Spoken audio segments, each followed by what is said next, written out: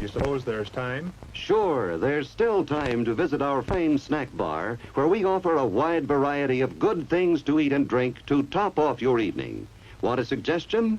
How about enjoying a treat we're famous for? A refreshing cup of smooth, chocolatey good Jubilee hot chocolate. Such a comforting, special kind of drink, and a favorite with folks of all ages. Hot chocolate goes down real easy this time of night, makes you feel warm and altogether wonderful. Bet you've never tasted hot chocolate quite as good as we make it. Enjoy a cup tonight. Welcome to the Cinematic Void Podcast. Cinematic Void is a cult film series that hosts screenings in the Los Angeles area as well as virtually. I'm your host, Jim Branscombe, and joining me as always is... Hey, it's Nick Vance, Paranoid Futures on all social media. You can find Cinematic Void on the World Wide Web at cinematicvoid.com, as well as Facebook, Twitter, Instagram, YouTube, and all major podcast platforms. If you want to support The Void, you can consider joining our Patreon.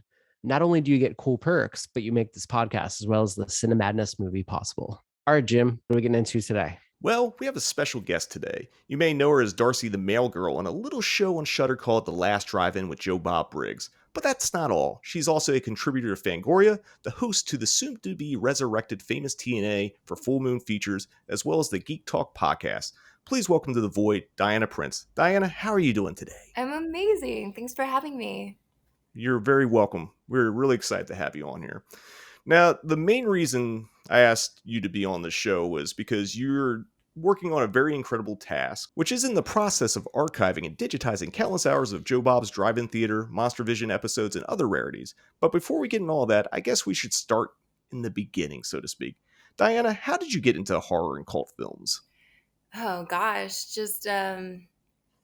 well, I guess my dad was really into them when I was younger. He's a big Stephen King fan, and he was always watching horror but kicking me out of the room.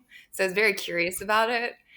And when I was able to, I'd sneak in and watch, and it scared the heck out of me when I was little. And I kept trying to actually watch the movies, and there's a reason why they wouldn't let me. Like, I would not sleep. The first one I ever remember trying to see was Nightmare on Elm Street, and I literally screamed and cried and left the lights on for like a year. It was just traumatizing.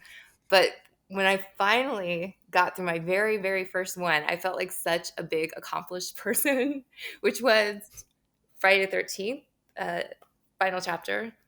And I watched it because I had a huge crush on Corey Feldman, and I was like, I have to watch it and find out if he's okay. No.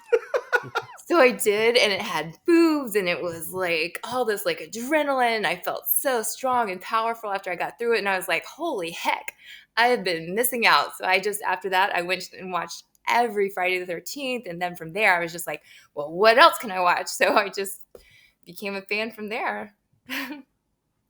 Yeah, and plus, Crispin Glover and that amazing dance. Darling, trust. I know. It's like there's just so much magic in that movie.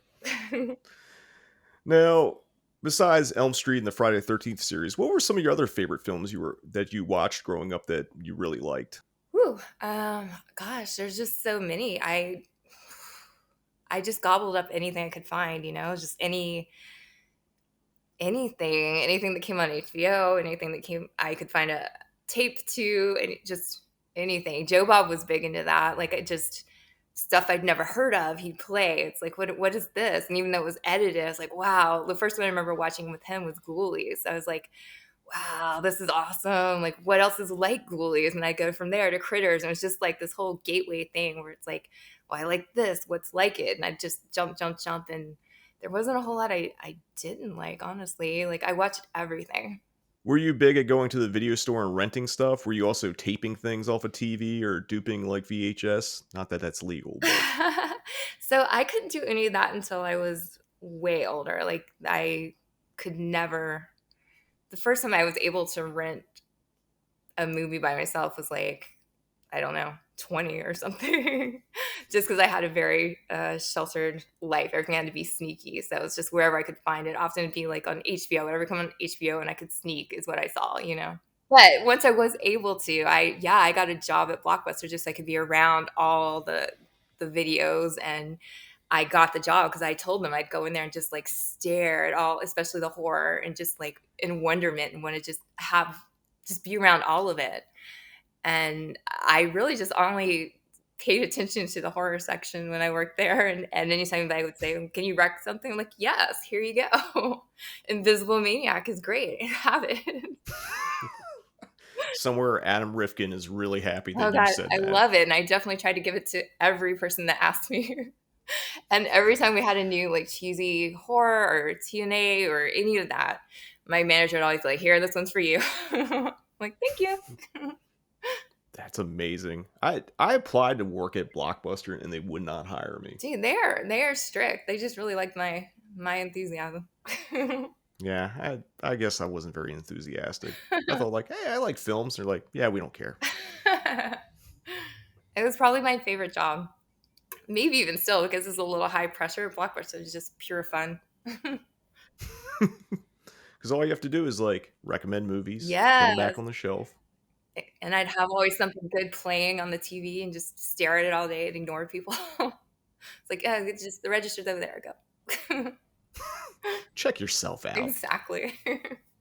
At what point did you realize you wanted to do something more within the realm of horror? Like, because I think you did your kinky horror website or it might be still active. It is still active. I can't devote as much attention to it as I used to, because like everything all my writing time now goes to Fangoria instead of my own site. But I'm going to try to update that with more just like pictures and videos and stuff, so it's faster.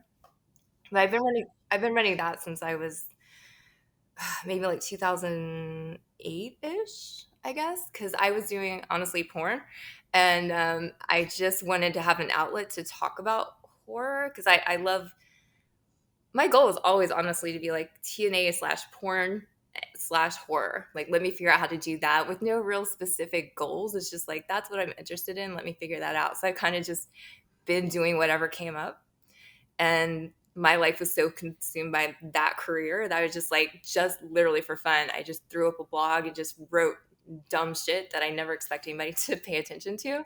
But like some people did, and that kept me going, and I just kept writing about it, and that was cool. That's honestly Joe Bob. Part of what got me the job with Joe Bob. When I met him, he said he read my blog. I was like, what? you do not. That's pressure. Now I have to actually like update it often. Speaking of Joe Bob, how'd you meet him originally? So he had kind of given up on the Joe Bob persona, like completely, and was touring to support this rocket science book, like a literal rocket science book that he wrote. I can't remember the name of it right now. Oh, Eccentric Orbits. And he was having a book signing in San Francisco. So I was like, that's close enough for me. So I flew from LA and I just really wanted to meet him. I'd always wanted to. And I really wanted to talk to him and say, why aren't you doing anything now? Like, we need you back. Like, do YouTube, do anything. Like, I just wanted to find out his story and try to encourage him. And so I went there and dressed up like the mail girl, because I kind of thought there'd be a bunch of Joe Bob fans there, and there weren't. It was like a bunch of scientists and like really serious people, and I walked in late because I just got off the plane. And every one of those like really serious people turned around and saw me looking really silly in my mail girl outfit, and I felt so bad, but I was like, I'm here to see Joe Bob, sorry. And I was kind of just going to leave without talking to him, because I thought maybe I'd embarrass him, because even he looked all serious. He had his glasses on and he was like, blah, blah, blah, science. I'm like, this is not what I thought it was going to be. But the people knew how excited I was, like the audience there, and they kind of like pushed me towards him, like, you have to talk to him. You have to talk to him. I'm like, fine. And so I did, and I was like shaking and nervous the whole time. And I apologized. I was like, I'm so sorry. I thought this was going to be very Joe Bob centric. He's like, no, like he was super kind and just really nice about it and signed my book. I DM'd him the next day. I was like, thank you for being so nice, whatever. And I just started talking to him through that, and just got to say all the stuff I was too scared to say in person about, like, where's Joe Bob? How can we get you back? Like, anything. What can we do? And it just went from there. And we kind of talked long distance friends for like 2 years. And he kept saying, at the time for Joe Bob's over, like, people have Google, they don't need me anymore, that kind of thing. And I kept trying to tell him, like, have a podcast, have YouTube, have a blog, have anything. Like, we just want anything from you. You don't even understand like how much you meant to us, which he really didn't at that time. And then so kind of in that time, the people who are now our producers, and I guess the director too, they kind of came up to him as like, can we pitch this to Shutter on your behalf? And he's like, sure, why not? Because he just always didn't. His way of explaining it is that he will meet anybody for free lunch and never expects it to go anywhere. So he's like, where are we having lunch? And expected to never hear from them again. But it actually worked out because the original guy from Shutter, who's not there anymore, but he was an old school Joe Bob fan too. So he really wanted to make it happen. So he was like, huh? Really surprised that something was actually going forward. And so we were supposed to just do this one-off pilot, or he was. And he said, I've always had a mail girl. I need a mail girl. Do you want to do it? And I'm like, okay. So that's kind of how all that started, I guess. Does that explain it? That perfectly explained Yay. it. Now, it was the first thing you did was the marathon, correct? Yeah, so that was supposed to be, he never really got a good goodbye. Like as I'm restoring all these old tapes, I'm seeing like at the end they were so mean to him. There was like a new person at TNT that like treated him like shit, which is a lovely story. Somebody should ask him about. But anyway, you could tell they were trying to phase him out. They changed the whole thing, and it basically just faded away. It just went away. Like one day we turned it on, there's no more Joe Bob, and we never knew what happened to him. So the idea was to have, they wanted to do like a 56-hour, like all weekend long marathon, which would have been great, but that didn't end up working out. But it was supposed to be like a big goodbye for his old school fans, to like say all the stuff he'd wanted to say, didn't get a chance to. And so definitely, yeah, I was definitely down for that. We all kind of like, the funding fell through. Everybody worked for free. We're all just there because we loved him and we wanted to put this out to people. And it's so many people tuned in. And it was amazing. It was amazing to get to show them that, see, I told you, people miss you, dude. And then so the next day they're like, hey, let's talk about, actually even that night as it was happening, it's like, let's talk tomorrow about maybe making this an ongoing thing. And we're like, what? That's crazy. Okay. So it was a really cool night. And even if it had just been that one night, it would have been amazing that he got his goodbye, you know? I mean, was it just unexpected for everyone involved that like it just blew up like it did? Because I remember like seeing Twitter as it was going down and the love that was pouring Yes, out. it was amazing. It was absolutely unexpected. I had no idea if anybody would care or watch, and I just hope so. And the Twitter and the way the social media is was never a planned thing. It's just because the feed screwed up from so many people trying to log in. I was just like, I could see that they were trying to work on it and fix it, but no one else knew. Like they just saw like a black screen or whatever. So I was just going on every social that I had and was just like, hold on, you guys, it's coming. Like I promise, they're working on it. And from there, we just kept finding people, and we just started random hashtags to see who was out there and who was watching. And everybody started just like watching together and telling their stories about Joe Bob. And that's how like this whole like mutant fam kind of thing happened, because everybody was just being really, because there was a long lull before we didn't have anything happening while we're just waiting. So everybody was telling these in-depth stories of what Monster Vision and Joe Bob had meant to them. And we were all, none of us knew that at the time. We all kind of thought we were just these lonely outsiders watching on our own. But it turns out there were a bunch of us out there that now with social can find each other and interact in a way that is very cool. And that wasn't possible before. That's amazing. It's really amazing. How has working on the show changed your life for you? It has made me come out of my comfort zones a lot. It's definitely not something I'm used to. I'm incredibly shy. And actually, at the time when we started, I was severely depressed. I had just gone through a whole bunch of shit, and I hadn't talked to anybody for like almost a year. The first time I actually over a year. I don't want to get into all kinds of sad, serious shit, but that's part of what Joe Bob and I were friends about. He was one of the few people I communicated with while I was in that really bad place. And so coming out of my house and trying to speak in front of people was just really, really hard for me. But I did it to help him. And I keep trying now because it has become this, like, I care about it so much with my heart that I try to manifest that or show that in my actual work on camera, even though that's hard. And besides that, like I actually had like a very serious boyfriend that like supported me and stuff before I started, but he saw how much time it took and with traveling and there's so much behind the scenes that I put into it, and he just was like, it's kind of that show or me, and so it's like, okay, so like I had to move out of that house, and I'm just it changed a lot. My whole life is very different than it was in 2018, but in a good way, I think. Because I think as of now, and you might not agree with this, I think you're just as beloved as Joe Bob is when it comes to like online and conventions and that kind of stuff. Oh, that's sweet, but definitely there's no comparison. Joe Bob is like he's an icon and people love the shit out of him. And if people just don't hate me, then I'm good with that. I don't think anyone watching the show hates you. Oh God, I got so much hate mail. Like in season 2, I was just a wreck because between season 1, people were fucking brutal. I and the mail girl, I have to read all of it. They're writing to Joe Bob saying this fucking bitch, like she's horrible. Like get her off the show. I'm canceling Stutter if she stays on the show. Like I hate her. She's so ugly. She's so gross. She's so stupid. And I'm like, thanks. Writing Shutter saying I'm not subscribing anymore. You have to cancel her. People didn't like my past. They just didn't like me. And I'm like, God, y'all, I'm like trying. So that got in my head for a while for sure. And I quit like 500 times. And Joe Bob will never let me actually quit. So that's part of the comfort zone things. Like just keep going, even when you feel like you can't. And Joe Bob's very much like that. He'd rather everybody just keep improving and doing their best and be absolutely perfect. Like he's so patient. So he's like a dad for real. Like he's so positive and has just the best perspective. Like I'll go in with the most negative attitude and be like, I'm the worst. I screwed everything up. He's like, no, you're doing great. You're doing your best. Trying's what matter and stuff like that. I'm like, God damn it, Mr. Rogers, why are you like this? You won't let me feel bad for myself for 5 minutes.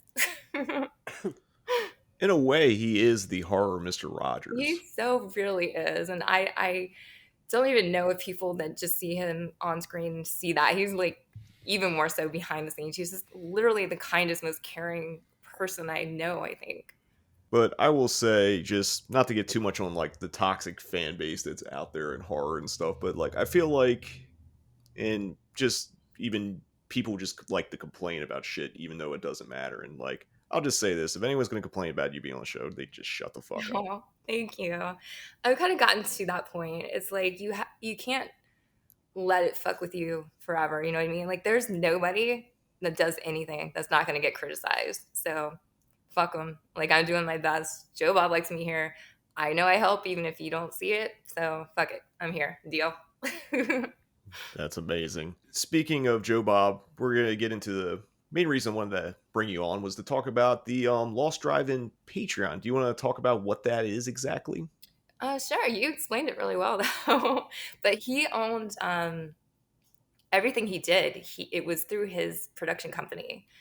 So he had the rights to all of it, like Monster Vision, Drive-In Theater. He owned all of that, and he's just had it sitting in various forms of media in various storage sheds and stuff for all this time. And I said, why aren't you doing anything with it? And he's like, well, it has no value if there's no movies. I can't get all the movie rights. I'm like, dude, people want to watch it even without the movies. Trust. And it took me a long time to convince him of that. He said, no, no, no. And he had wanted to actually start a Patreon because he didn't have anywhere. He loves to write, and he didn't really have anywhere to put his columns anymore. He didn't feel like, and write what he wanted on his own schedule. He's like, well, maybe I should start a writing Patreon, even if it was like $1, just to have a place to put it. I'm like, well, if you're doing that, let me digitize some of these things and put them up there on that for you. And he's like, no, no, no, it's a writing only Patreon. I'm like, well, damn. Let me start my own then, where we put this footage up and I'll show you. Because like I went to the storage shed, like they were kind of all over the country. There were some in Texas mostly and some in New York and just everywhere. So I brought them, we had this long road trip where we brought them in a U-Haul or whatever. No, it's like a big van kind of thing that he rented. Anyway, we brought them all to LA so that I could be the like caretaker of them. And there was just so much, like the labels got me so excited. I'm like, people have to see this. I'm gonna go like unedited footage of interviews with people that aren't around anymore. You know what I mean? Unedited, like means nobody's seen this whole version. It never aired anywhere. and just classic shit that I'm like, this should not just be lost forever. So I took it on myself to, what honestly started was when Julie Strain died, and I hadn't seen her interview with him and forever, like if at all. Like I feel like I saw it before, but I don't know if I'm just remembering it so well because I've done so much with it at this point. But I had to see her interview. I wanted to put it out there when she passed away, and it was just amazing, and it looked so good. As I was looking for that, I found like unedited footage from the cast of Night of the Living Dead, for example, or like I just found, it turned out to be kind of anticlimactic, but it was the director's cut of Texas Chainsaw Massacre 2. Just things like that that are just like sitting there. I'm like, fuck, dude, like we need to digitize this and see what all these are, because a lot of it's not labeled, and I'm kind of just putting it in, and it's like a big mystery bag of amazingness. I just found like he had a 900 number in the 90s that I'd always wanted to listen to, and I found huge boxes that are like all the audio tapes from his 900 numbers, so you can hear what you would have called for $2.99 a minute or whatever. You get his rant.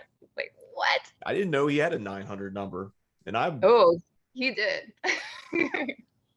I always search for those because like those are my favorite ads, because like the Corey's had one, Warrant had one. I guess it makes sense for Joe Bob to have one. I got in so much trouble for the Corey hotline. I spent like over $5 calling that shit. I was in a lot of trouble, but I digress. That's why I never got to call Joe Bob, because I was very much banned from 900 numbers. And some people had come to talk to us, and we really thought we were going to put out like a physical media collection of all his old stuff, but it just didn't really work out because no one really knew what was in there, and they're like, we just don't have the manpower and the financing or whatever to just go through this and hope that it's like what we want to buy. You know what I mean? So my job, what I'm doing with the Patreon, is to kind of see what is actually in there and catalog it all, I guess. So we know what's there. So we know what we can do with it physical media wise, because right now it's like, we say it's his entire collection, but is it? Is there one episode missing? Who knows? We have to digitize it all to find out, you know? How many hours have you digitized thus far? Oh gosh, I don't know. How many usable hours? I couldn't say. I'd have to go look. But a lot of it turned out to be for naught. Like, a lot of them are on antiquated things. Like, not a lot of it's VHS, but a lot of it's beta, and a lot of it's like 1-inch tapes, which is kind of like a weird film looking thing that I didn't even know existed. Mm-hmm. So you don't really know what you have on there until you fuck with it. And like some of it'll be really close to being usable, and you mess with it a long time to try to get the sync working or the color a little bit better or whatever. It's just some of it doesn't work out. So it's like you have to subtract that. So it's like hours and hours and hours that you put into it, then it's for nothing. So it already feels like it's been about 20,000 hours. But the reason why I'm so interested in this, because I feel like archiving is very important, especially in the age of the internet, because I think of the BBC at one point would just tape over shows they already aired. Like, no one's going to care about that. So they just like erased things from existence. And Nick and I, at various points through the Cinematheque during the pandemic, we worked on the Cinematheque's archive because they had probably as much, if not more, hours of footage and audio of Q&As since basically the beginning. Like Nick found a Q&A with Vincent Price on like a cassette tape. Yeah. But yeah, that's why I think archiving is important, because I feel like there's so many like great, actors from the 70s and 80s that Joe Bob got to speak to that are no longer around. exactly. And it's just great that there's at least a documentation of it, because especially in the cult film circuit, that a lot of these people just didn't have opportunities other than like Joe Bob, or like David Duvall had a show at one point and things like that.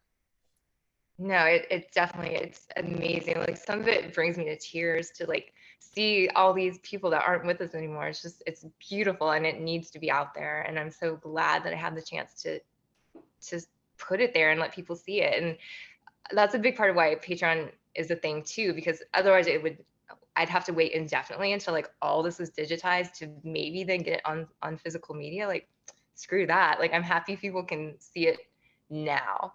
So some of it just makes me so excited. Like we just did the Zachary and Goulardi and stuff, like that's just amazing. And Zachary especially meant so much to Joe Bob. So to get to see little Joe Bob with his idol twice. I only knew one, and then I found an extra one where he was playing Nightmare on Elm Street with him. I'm like, what? So it's just like amazing to see it. Now, since Joe Bob has come back, there's actually been a boom of horror hosts, and even Elvira finally got back in the saddle. What do you think of all the horror host or horror host? What fucking word is that? What do you think of all the horror hosts that have been making comebacks now? Because like Count Gordeval, that was in the DC area, kind of near where Nick and I live, like has made a comeback. Love him. We gave him a silver bolo because he's so much, and I just wanted people to know about him that didn't. I think it's amazing. I think there's room for everybody, and anything that gets people excited about horror and makes people feel like you have a friend watching it, then hell yeah, bring it on. Like, I'm glad people are bringing it back. I missed that. Like, I'm happy to be part of it. If I wasn't, I'd be watching all of it. I watch all of it. That's not me. I love Spin. Like, I love him on Saturdays. I'm glad that we're on Fridays so I can watch him then. Now, how does the curation work for Joe Bob and like what movies play? Because the one thing I really like about the programming on there is that it's very varied and it's challenging. Ooh, it's definitely challenging. So, a lot goes into it. There's many factors. So the biggest one is, what do we have access to? How long will it stay up? Because like sometimes Shudder can get something really great, but it stays up for a month, and Joe Bob doesn't want to use that because then the episode goes down too. So it's like, what can we use? What will be there? What will let us interrupt it? Because that's a whole nother factor. There's some studios that say you can't interrupt our film, which takes out a whole bunch. Like MGM, Lionsgate, they're both like, nah. Working on it. I think I'm close, but there's so many titles that are under that we can't use. So from there, it's then, okay, so what do we like? And we have very different tastes in this little group of people behind the scenes. So our director, Austin, is the artsiest motherfucker. Like, he loves the ones like Tetsuo and just he's the give us all, like, if it's up to him, we'd probably air like subtitled movies all the time. Like, it's like, dude, and I like the cheesy, silly ones, which he hates. So it's like we are constantly butting heads with like trying to make a nice, even mix. And Joe Bob kind of doesn't care. He's like, just tell me what we're showing and I'll work with it. So we kind of just, it's this fight amongst it. So I also then bring in the other factor. I started a listal thing or whatever of what the fans like, so they could vote, so I could show them. It's not just my opinion. Like, people also want to see those. Like, I put on like Pinocchio's Revenge. Like, I want so bad. And so I threw that up there. It didn't get a lot of votes, but that's okay. So I'm okay to be outvoted, but I want them to have different perspectives. And I'm glad that we do show. The way they talk me into a lot of things is that everything deserves to be viewed once. And if you don't like it, try it out. If we just show the same stuff over and over again that people have seen, we're not really introducing them to new things that deserve a chance, So there's not anything that there's very few that I've watched that I regretted watching, even if I don't ever plan to see them again, ever. So I hope that our audience kind of feels the same. And I hope even if it's something they don't like, that we can make it interesting in between with our little segments. Outside of the Last and Lost Drive-ins, what are some other projects that you're currently working on? Those take up an awful lot of time, but kind of when anything fun comes up that I can work in my schedule, I do. So the most recent thing I did was famous TNA 2, which was Full Moon called me up and said, do you want to do this Blake thing that Sybil Danning, who is amazing, who I found a bunch of her interviews on the Lost Drive-In, do you want to like take over the mantle of hosting this? And of course, even though again, like that's something I would have had to say no to before I started the last drive-in, because I would have been too shy and too scared. It's like, it was 10 pages of straight dialogue of me just looking at the camera and saying blah, blah, blah, which is really hard, even though like I love it. And it's a subject that I care a lot about. And I want more people to know about these classic, like, we have Scream Queens or TNA Queens, a thing. I don't know. These classic women, these classic actresses that they might not be familiar with, but it's really hard for me to just talk. But because of my last driving experience, I was like, you know what? Let's do it. I think I can do it. So that was fun. That's probably not exactly what you asked, but No, that's exactly what I was going to ask, because I remember that back in the day. So it's like it's kind of amazing that like a lot of the old guard, or like the 80s guard, is like coming back strong. Like Charlie Band's still kicking around, like doing Full Moon stuff. Amazing. Yeah. And honestly, a lot of the people we talked about in volume 2 are still around there. It was amazing that some of them are friends now. We talked about like Barbara Crampton. We talked about Linnea Quigley and people like that. And I'm like, holy crap, what a fucking weird world where I'm sitting here with Charlie Band directing me as I talk about my favorite nude scenes in these movies of these people that are my friends. It's like, what? This is a weird, strange dream. Now, you're also become a regular contributor to Fangoria. How did that come about? So Fangoria did a documentary with Shudder over the pandemic, and I tried to do the best I could at it, and I made all these notes about what I wanted to say. But when I got there, I just got so camera shy and intimidated, I couldn't really say a lot of it. I did my best, but I need like a teleprompter to organize my thoughts. Otherwise I'm just like, it's fun. And I can't really elaborate, but I can write for fucking ever about it. So he read my notes and he was like, these are really good. Do you want to write for me? I'm like, okay, sure. So that's kind of what happened. I ended up only having like, I think, one sentence in that documentary, which is fine. but I got a job for Fangoria for it. What are some of your favorite non-horror films that you enjoy? Ew, is that a thing? There we go. Okay. Honestly, I do watch horror like 99% of the time, but Clue's up there with like all time of non-horror. What else is in there? It takes a lot. It has to be something really special for me to really love it if it's not horror. So like the classics like Clue, Princess Bride, Spaceballs, shit like that. Like that'll go in there. Okay. Fair enough. Straight up TNA, the like type. I love like Ski School and stuff like that. Like the like cheesy TNA comedies. That'll work for me. Now, Hot Dog movie. Yeah, Hot Dog the movie's a masterpiece. Yes. See, I really love like all the 80s sex comedies, or boner jams as people like to refer to them, and I always try to screen them and they never do well. What? That is nuts. See, I just actually got a notice from YouTube saying you need to start your channel back up or we're dropping you as a partner or whatever. I'm like, you know what? I feel like now's the time because I want to talk more about these like TNA things that people have forgotten. So that makes me really sad, and people need to realize like how classic and how fun these movies were. And I think there's definitely a place for them, and I think there's a place for them now. Like erotic thrillers need to be a thing again. Like where all the Shannon Tweed type movies, access to hardcore porn like constantly now doesn't mean there's not a place for the art of the erotic thriller or the cheesy TNA comedy if it's well done. I mean, Paul Verhoeven's trying to make that comeback, and I think Adrian Lynn had an erotic thriller that Fox was supposed to put out, but then it's getting dumped on Hulu. So people are trying.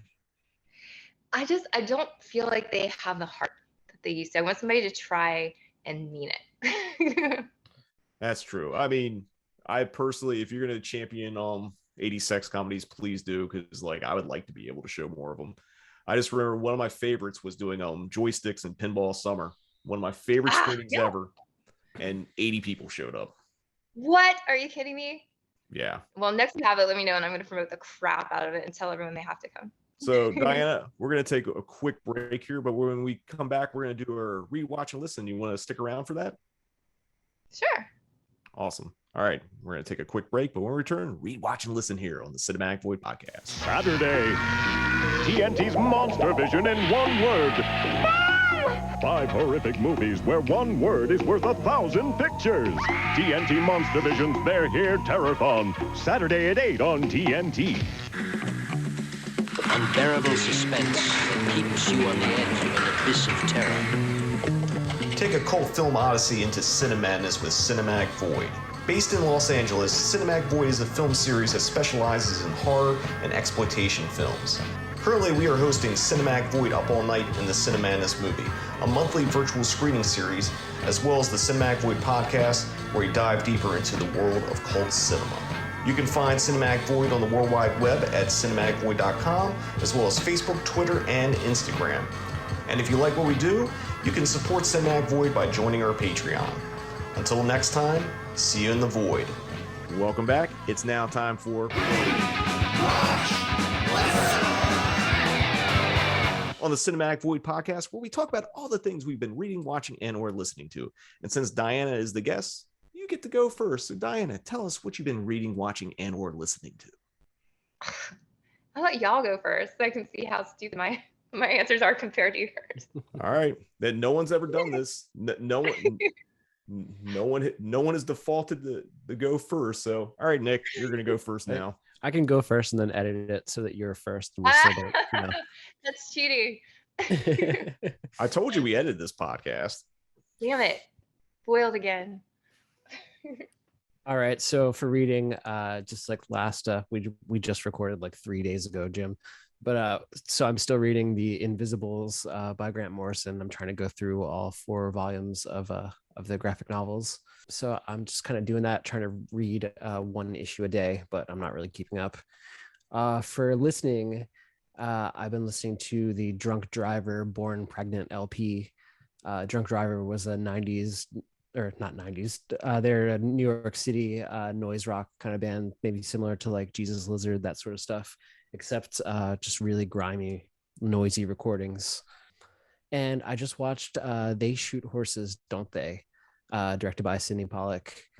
Yeah, I was just happened to be at Erwin Winkler's house, and that made me realize I need to see They Shoot Horses, Don't They? Wow. So yeah, that's it for me. Oh yeah, I wanted to mention about They Shoot Horses, Don't They? So that's a film about a dance contest where it's kind of an endurance contest where they just keep dancing and dancing for like, it's, by the end of the film, it's been like 40 some days. And it made me think of the film Hands on a Hard Body, where it's an actual contest that they filmed. So I guess it's a documentary. I haven't actually seen it. It's just something that I've always wanted to see. That's why I'm bringing it up.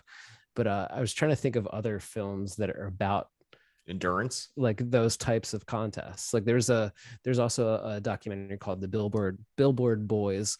There's a radio contest a while back, and I can't remember which. It was just like a you win money or whatever, but whoever stayed on a billboard the longest in this like small town somewhere. So there was just a bunch of guys across town just sleeping on billboards for like a year. They're just up there through the snow, like whatever. But I don't know. Are there any other contest documentaries or films that you can think of that are of that nature? What fucking question are you asking? I don't know if anybody has an answer to that.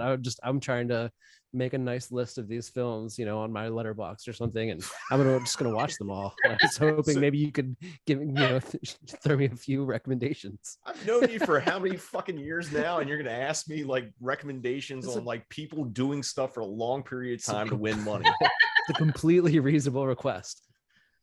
I don't know, man. There's probably like ones about people that like, King of Kongs or something like that. That's competitive. That's not endurance. I don't fucking know, man. This is a genre, and I'm trying to document it. I'm going to compile a list. Well, you can be the first one to do it, and you can put out your book. Okay.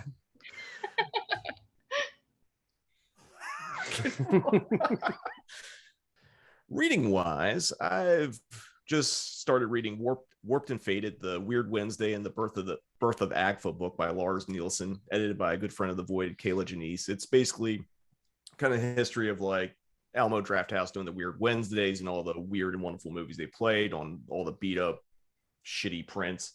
And it's a really kind of great story because it's kind of the backbone of like genre film programming. Obviously there's a lot of people that were doing it too, but it's a good documentation, and like all the people that worked at Drafthouse during that period went on to do great things. So it's a really cool book. I recently watched Censor, and I wasn't sure I was going to like it, and I ended up quite digging it, to be honest. Do you know what Censor is, either of you? I don't think so, no. It's a new movie. It played Sundance earlier this year, and then Vinegar Syndrome just put it out on Blu-ray. It's basically about a woman that worked for the censorship board at during the video nasty era in Great Britain. And she discovers a film by a filmmaker that looks like it has her long lost sister in it. That's been her parents want to say is dead and that kind of stuff. And then it just gets really dark. It's kind of like a more dramatic, nastier version of the movie Evil Ed, if either of you guys have seen that one. That sounds amazing. And you liked it? I liked it quite a bit. It's like, for a newer horror film, I thought it's like really accomplished, nicely shot. It's really terrific.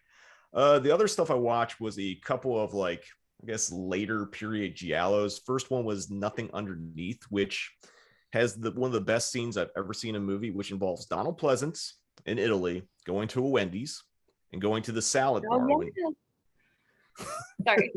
Yes, No, yeah, I remember as a kid that Wendy's had a salad bar, but in Italy, apparently they have spaghetti there. So Donald Pleasance, who's throwing fucking lettuce on the floor. I mean, this has nothing to do with the movie, but like this whole sequence, and then him complaining, like, I don't eat at places like that. Sits down, has a fucking Wendy's napkin around his like collar so he doesn't get spaghetti on it. And they do this scene at Wendy's, and this guy's eating like a fucking burger and shit. And it's just like most surreal thing that, like, it felt like a Wendy's ad in the middle of this like murder, like slasher giallo hybrid. And then the other movie I watched was Too Beautiful to Die, which is the alleged sequel to Nothing Underneath, but I think was just an unrelated movie that got retitled. Similar plot, just no Donald Pleasance at Wendy's. And for listen, kind of a little all over the place. I've been listening to One Step Closer, The Place You Know. I guess it's, how do you describe it, Nick? Like melodic hardcore or like indie rock or something like that? Yeah, melodic hardcore. Yeah, it's really catchy, really fast, really emotional, really good stuff. And then on the polar end of the spectrum, I listened to the new Rick Ross record, Richer Than I Ever Been. I haven't really listened to many Rick Ross records, but like, had some good guests, had some good beats, pretty enjoyable. Well, y'all sound all smart and stuff, and mine are gonna sound stupid. No, there's been people that have like given us, like, everyone always feels intimidated by this. Even Travis Stevens, when we had him on here, is like, I don't know, man. No one's going to care that I watched this documentary on painting. I'm like, Travis, it doesn't matter. It's what you're reading, watching, or listening. Okay. Well, see, that is classy. Mine are, I'll just go ahead. So I've been watching a lot of stuff that I have in consideration for next season. So I can't really mention it. So that's been taking up most of my time. But in between that, I just kind of sneak in, like, I'm watching Dexter, like swallowing up the new Dexter series, which is awesome. And I'm also catching up on Yellowstone. So that's what I'm watching right now. Yay. Yeah, Cool. No, I've been wanting to check out the new Dexter. I just don't have Showtime, so I gotta figure that out. Oh God, it's so worth it. Like, I was kind of mad at how it ended, so I'm glad they came back. Reading, I have two biographies. I have Elvira and Charles Band, actually. So yeah, see, I told you, you laughed at my reading. No, I actually want to read both those books too. So it's not anything.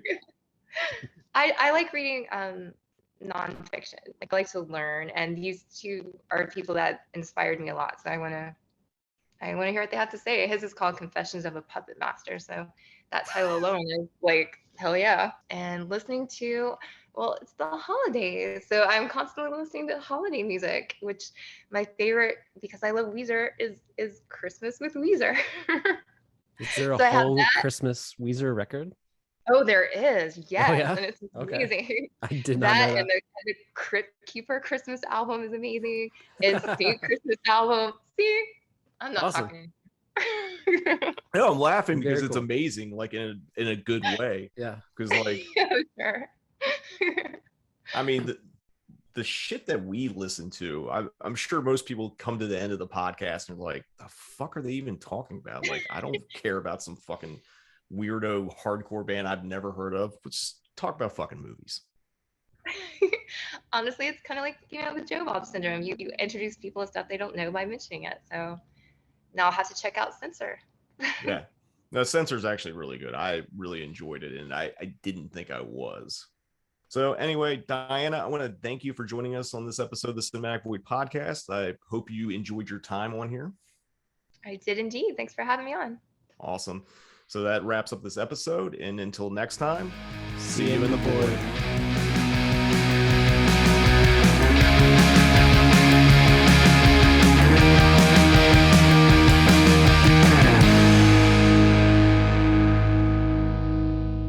Attention, please.